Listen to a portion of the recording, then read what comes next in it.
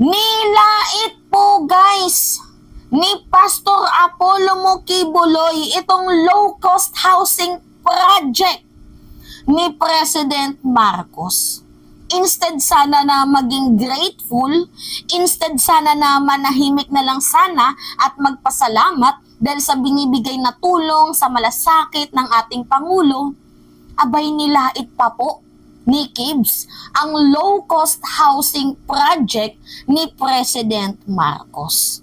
You know, sa mga hindi po nakakaalam guys, this issue is, 9 months ago na to.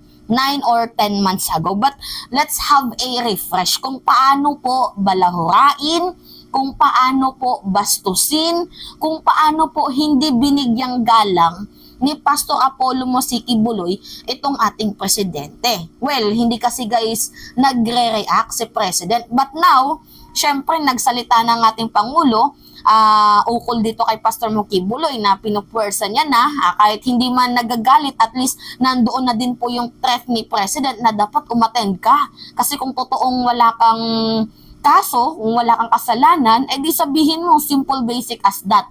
So ngayon guys, na nagsalita na itong si President Marcos, siguro kasama na din dito sa hugot ng ating Pangulo itong panlalait sa kanya na ginawa ni Pastor Apollo Mokibuloy sa SMNA ito guys noong mga nakalipas na mga buwan.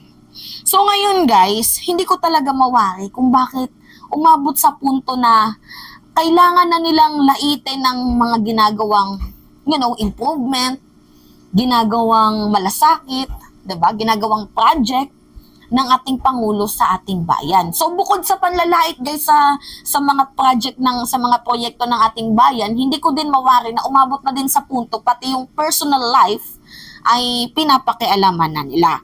Okay, let's have a refresh. So dito muna tayo. PBBM admins target of 6 million housing units expected to benefit 30 million Filipinos in 6 years. So ganito kasi guys yung hugot ni Kibuloy. Mahilig siyang magkumpara sa ginawa ni former President at ni President Marcos. So nilait niya kasi syempre ang target ni President Marcos, if I'm not mistaken, ito Marcos to national government, LGUs build 1M houses yearly. So ang target po ng ating Pangulo ay makalikom po tayo, makabuo ng humigit kumulang or sumobra pa 1 million housing unit project sa loob ng isang taon para mapunan yung 6 million housing project for 30,000 people Filipinos. So itong si Kibuloy, nung narinig niya na magpapa-low cost housing itong ating administrasyon, abay pumutak. Nilait guys agad-agad. Yes, hindi naman kasi guys ibig sabihin ng low cost housing is yung parang bahay ng kalapati na tinutukoy niya.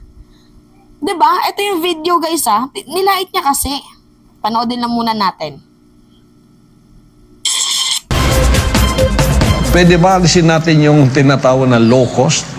Para bang napaka-pobre na low cost? Low cost na hindi matatahanan ng tao?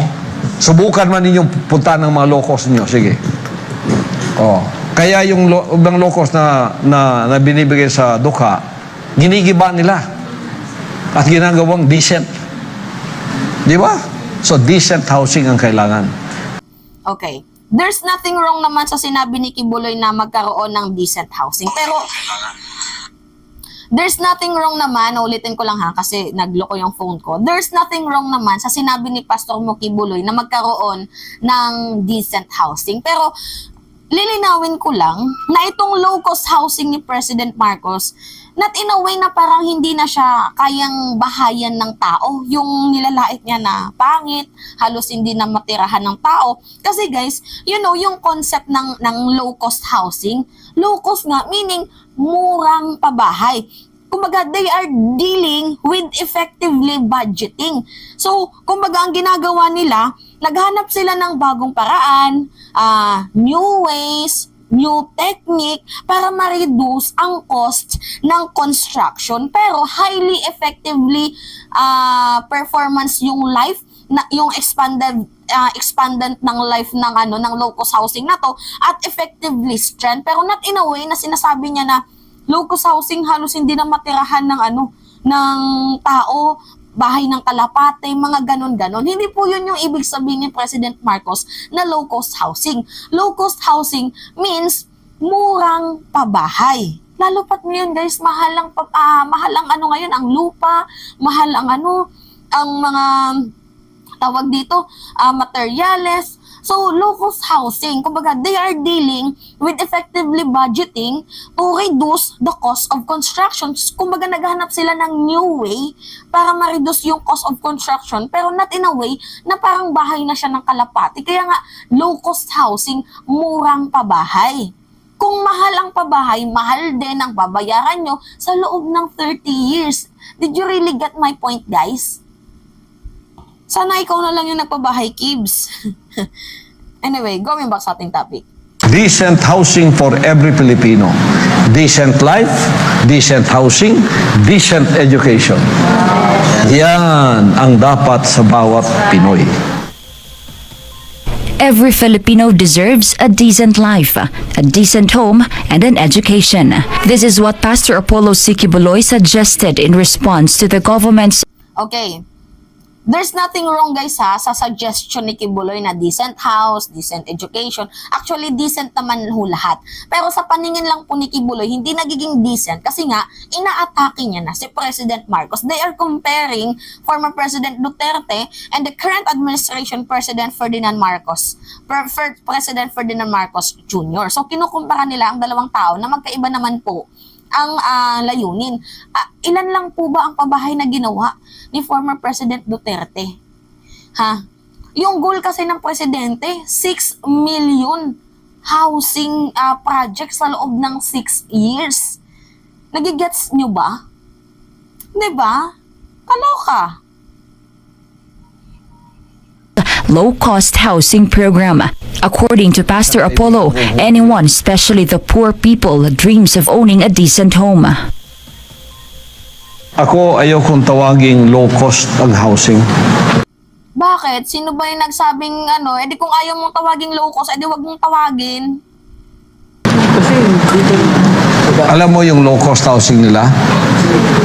Parang bahay ng kalapati. Hindi pwedeng tahanan ng tao. Suggestion ko, sana ikaw na lang Quiboloy ang gumawa. 'Di ba? Hindi yung puro lait pa yung ginagawa mo. Nakakahiya ka, hindi ka na nga nakatulong, nanlalait ka pa. Suggestion ko, ikaw yung magpagawa ng low-cost housing or yung pabahay. Tingnan natin kung hanggang saan yung makakaya mo. Ang gusto ko, decent housing. Ayoko nang tinatawag na low-cost housing. I want a decent housing. Pag nakita ng, kahit pobre nakita niya, binigyan mo siya low cost. Kasi yung pobre yun, pobre lang siya. Pero may pangarap yun ng decent housing. Pastor Apollo pointed out that there are cases when beneficiaries cannot avoid selling their low-cost houses in exchange of more decent ones. The good pastor also said that most of the overseas Filipino workers are dreaming of building comfortable and decent houses. Pagtingin niya, low cost, isang kwarto, isang CR, magkatabi pa.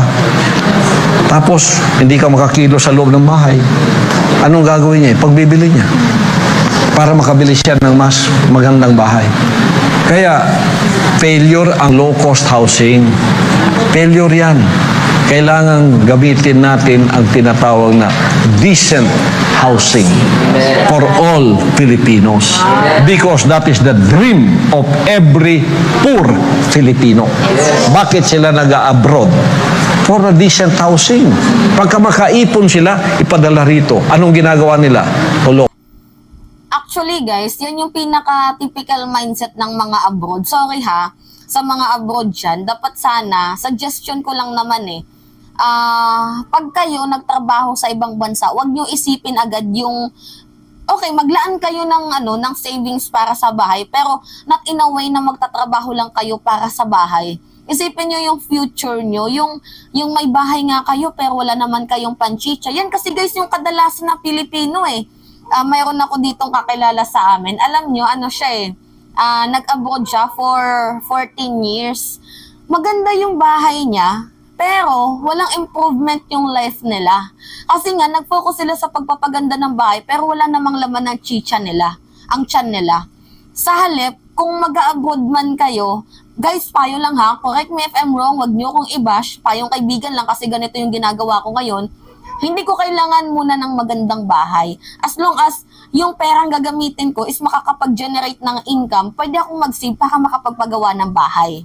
Nagigets nyo guys yung punto ko. Walang masama na magkaroon ng magandang bahay as long as yung hindi naman sana kayo magugutom. Kasi kung yung pinunta nyo sa abroad is makapagpatayo lang ng bahay, hindi nyo naiisipin yung future nyo, pangit.